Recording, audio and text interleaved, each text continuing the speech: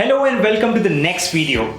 Today we are going to talk about one of the most important aspects for your application process. That is the statement of purpose. A good statement of purpose can either make or break your chances of getting into the top admits. So it plays a vital role for your applications. So how do you draft the ideal SOP?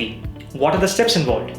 What is the secret to draft that one SOP that wins top admits? Before we delve deeper, we request you to subscribe to our channel and hit the bell icon so that whenever we upload a video, you get notified. Well, you would be wondering, what exactly is an SOP? The statement of purpose is basically a personal statement about these aspects. Who you are, what you have done professionally or academically so far, who or what has been your major influence, where you plan to take your career from here, and why this particular university. If you take a look at the other aspects that matter to your MS admits, such as your GRE score, your TOEFL score or IELTS score, your CGPA and your transcripts, they talk about you on a more quantitative level. SOP is that one document that helps the university understand you on a more human level. It is an open platform for you to showcase the university about yourself the way you want it. The SOP therefore matters a lot. The SOP process can vary from university to university, but after analyzing more than 6,500 SOPs of various students, we have come up with an oversimplified way of writing the SOP, and therefore we have divided it into 4 phases. Step 1, introspection phase. Step 2, drafting phase. Step 3, examining phase. And step 4, assessment phase. To begin with, it's important that you have all the information stored at one place. This is done primarily for 2 reasons. Number 1, personally you need to convey the fact to the university of why are you choosing this particular course, this particular university, and what interests you to go for that subject. Number 2, universities receive thousands of applications every year, so it is important for them to understand whether you will be the right fit for them or not. We request you to have clarity on these aspects: your area of interest and why did you choose this, about the opportunities which are present in your industry, about your short-term and long-term goals, and why have you chosen this program specialization, the reasons for attending this particular program, what are the courses that you enjoyed, what are your favorite lab courses, the highest marks that you achieved in your academic program, and about your thesis or your final project. So don't rush in this phase. Take your time and introspect carefully. If you need a proper timeline for your SOP which will ensure that you're ticking all the boxes, check out our ebook on how to craft a great SOP. So now you have gathered all the facts. Now is the time to draft it. So you have the basic information and facts ready with you. Now comes the fun part. It's important that you structure your SOP in a proper manner. Make sure that it's following an ideal flow. The grammar and clarity needs to be focused upon, and also the technical aspects of your projects, internships and research works are mentioned clearly. But above all, make it sound professional. The ideal SOP structure is as follows. Number 1, introduction. Number 2, academic and work experience credentials. And number 3, future aspirations and goals. Let's start with a catchy introduction. It's important that you curate your introduction properly because the admission committees goes through thousands of SOPs every day. So it's important that you keep your SOP intriguing and original. They want to see you beyond numbers and grades. So to hold the reader's attention, make sure that you're giving something memorable to them that would ensure that you don't get lost in the crowd. Let's take a look at a sample introduction before and after our expert analysis.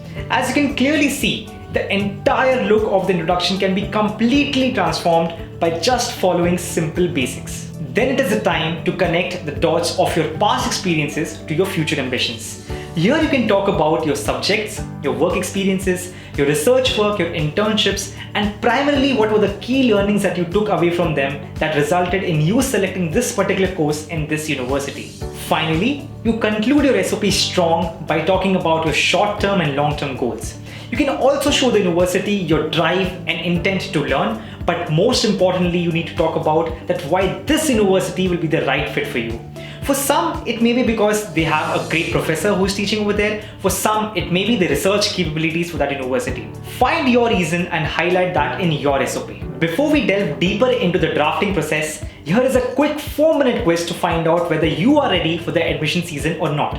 The link is in the description below. Overall, here are 8 final tips that you need to remember when you're finalizing your draft. The word limit must be between 500 to 1000 words depending on the university. Remember, in any case, don't cross 1200 words. Keep it simple. Don't over-format your SOP in any way possible. Remember, readability is the key here, so keep it clean and professional. To catch the reader's attention in the first few lines, always begin with a catchy phrase. Don't share too much unnecessary info. Information such as your personal stories, stories about your childhood, stories about your personal struggle must be avoided, and only relevant data to your MS is enough. Mention about your extracurricular and co-curricular activities and what were the key lessons you learned from them and how it shaped you as a person. Always remember, no unnecessary flattery. Avoid it at all costs and just describe about yourself. And at the end, plan it well ahead of time. Last minute hassles can actually hamper your MS admit. After you have drafted your SOP, now comes the most important part, the examining phase. In this phase, students must look at their draft with a critical eye. The quality of the SOP matters a lot at this stage, and the information that you have gathered must be presented in a proper manner. While the qualitative parameters are not shared by any universities, we at GREH have evaluated more than 4,000 plus top admits from our online academy and have come up with 6 parameters to assess your SOP at a critical level. And here they are. Number 1, structure. To start with, you can talk about your academic and your professional achievements and what were the key learnings that you gained from them. Then, you can talk about your future goals and aspirations. And at the end, you can conclude strongly by talking about what expectations you have from the university and the specific program. Next up is content, which must highlight how passionate you are about that particular course, why are you selecting that particular university, and how it will help you achieve your future goals and aspirations. Then comes the flow. Remember, proper chronological order of your facts is vital to ensure a smooth transition. Then comes language. Always ensure that there are no grammar mistakes and you're to the point and concise in your writing. Always remember, less wordy, more worthy. Next up is knowledge. Your knowledge on the subject will be assessed by the way you address it in your SOP. So make sure that you're putting meaningful and impactful statements about your subject. And at last is authenticity. Make your SOP your own and not your friends. Be honest and be you. Also, it is recommended that after completing your draft, you let it remain for a day or two before coming back to it. At this stage, you have to examine for all the mistakes and shortcomings in your SOP and make sure that you're strengthening it from all corners. After introspecting about yourself, drafting multiple iterations and examining your SOP, now comes the most critical part, the assessment phase. Ever heard of that phrase that criticism makes you stronger? Well, now is the time to adhere to it and give your final draft to reliable people. It can be your friends, it can be your family members, your professors, your acquaintances, or even your seniors. Ask them to critically review it and give you constructive feedback for the same. Is the SOP interesting and informative? Will it stand out because it shows who you really are?